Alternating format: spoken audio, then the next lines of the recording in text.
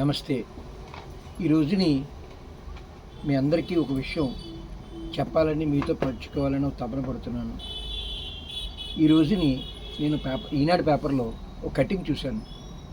సుమారుగా 23, 24 సంవత్సరానికి 16,000 కోట్ల రూపాయల అన్‌క్లెయిమ్డ్ కాదు, క్లెయిమ్స్ సెటిల్ అవ్వనటువంటి హెల్త్ ఇన్సూరెన్స్ క్లెయిమ్స్ ఉన్నాయని ఈనాడు పేపర్‌లో చదివితే చాలా బాధపడ్డాను. ఎందుకంటే హెల్త్ ఇన్సూరెన్స్ పాలసీ చేసుకునేది మనం ఎందుకోసం అంటే, కష్టం వచ్చినప్పుడు మనం దాన్ని సద్వినియోగం పరచుకోవటానికి. కానీ ఆ కష్టం వచ్చినప్పుడు అది ఎందుకు సద్వినియోగం లేదు? 16,000 కోట్ల రూపాయల క్లెయిమ్స్ ఎందుకు ఫెయిల్ అయినాయి అంటే, వాళ్ళు ఇచ్చిన రిపోర్ట్ ఏంటంటే పాలసీ నామ్స్ ప్రకారంగా కస్టమర్స్ తీసుకోలేదని, ఏజెంట్స్ గైడ్ చేయలేదన్నట్టుగా నాకు అర్థమైంది.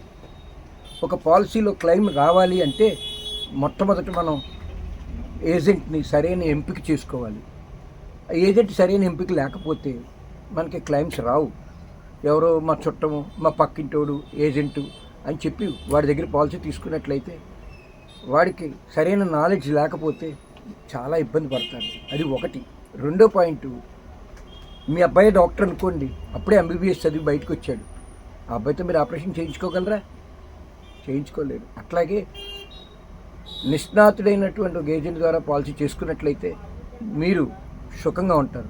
మూడోది, మన ఏరియాలో ఎక్కువ పాలసీలు చాలా పాత వర్షన్లో ఉన్నటువంటి పాలసీలే ఉన్నాయి. అంటే పాత వర్షన్లో పాలసీలు అంటే ఇవాళ రోజున రోగాలు బుల్లెట్ ట్రైన్లా పరిగెడుతుంటే ఆ బుల్లెట్ ట్రైన్ ఇంజిన్కి మనం పాత కోల్ ఇంజిన్ బోగిలు తగిలిచ్చామనుకోండి, బోగిలు ఆ బుల్లెట్ ట్రైన్ వదిలితే ఈ బోగిలన్నీ పడిపోతాయి, యాక్సిడెంట్ అవుతుంది. అట్లాగే మీకు ఉన్నటువంటి పాత పాలసీలతో నాకు క్లెయిమ్స్ వస్తాయని అనుకున్నట్లయితే మీరు చాలా తప్పుపడుతున్నారు. లేటెస్ట్ పాలసీలు చాలా వచ్చినాయి. ఆ పాలసీలోకి దయచేసి మారండి. మారకపోతే కష్టం వచ్చిన టైంలో మీ జేబులోంచి మీరు సేవింగ్ చేసుకున్న డబ్బులు అన్నీ కూడా హాస్పిటల్ పాలయ్యే అవకాశాలు కనపడుతున్నాయి. ఎందుకంటే ఎన్విరాన్మెంట్ బాగోలేదని గవర్నమెంట్ రిపోర్ట్సే వస్తున్నాయి. మన ఎయిర్ బాగోలేదు, ఢిల్లీలో మనం చూసుంటారు 400 దాకా వచ్చేసింది ఎయిర్ బ్యాడ్ కండిషన్ అని. ఇప్పుడు ఇవాళ మన ఊళ్ళల్లో కూడా 150 దాకా ఉంది ఎయిర్ బ్యాడ్ కండిషన్స్. నెక్స్ట్, మన వాటర్ తూటు తీయటానికి ఇదివరకు కలుపు తీయించినట్టుగా తూటు తీయించేవారు. కానీ గవర్నమెంట్ ఇవాళ రోజుని ఆ తూటు తీయటానికి మందు కొడుతున్నారు. ఆ మందు వల్ల మన వాటర్ కూడా పొల్యూట్ అవుతుంది. నెక్స్ట్, మన ప్లాస్టిక్ బాటిల్స్ అన్నీ కూడా కాల్లోనే పడేస్తున్నారు.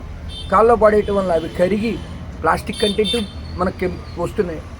నెక్స్ట్, రొయ్యల చెరువులు వాటిల్లో ఉన్నటువంటి వాటర్ కూడా ఈ కాలువలో కలవటం వల్ల మనం చాలా వాటర్ కలుషితం అవుతుంది, గాలి కలుషితం అయింది. అలాగే మన ఫుడ్లో హెవీ పెస్టిసైడ్స్ వాడటం వల్ల ఫుడ్ కలుషితం అయింది. ఈ అవటం వల్ల చాలా రకరకాల విచిత్రమైన రోగాలు వస్తున్నాయి. వచ్చే బిల్లు ఏ స్థాయిలో ఉంటుందో కూడా ఎవరికి అర్థం కావట్లేదు. కనుక తస్మాత్ జాగ్రత్త. మంచి ఏజెంట్ ద్వారా పాలసీ తీసుకున్నట్లయితే మీరు సుఖపడతారు. నేను చాలా ప్రౌడ్గా చెప్తున్నాను, ఈ సంవత్సరం నేను మీ అందరి సహకారంతో పాన్ ఇండియాలో ఫస్ట్ వచ్చాను నేవోబోపా హెల్త్ ఇన్సూరెన్స్లో.